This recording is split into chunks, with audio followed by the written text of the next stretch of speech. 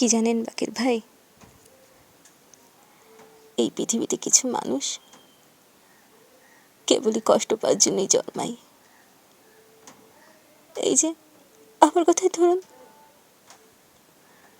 আপনি বিশ্বাস করবেন কি জানি না, আমি জ্ঞান তো কোনো অন্যায় করিনি, কাউকে কখনো কষ্ট দিইনি।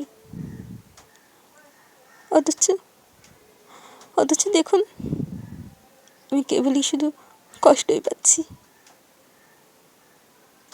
আমার মাঝে মাঝে মনে হয় আমার বাকি জীবনটা শুধু কষ্টেই কাটবে। আপনি কাঁদছেন নাকি বাকের ভাই?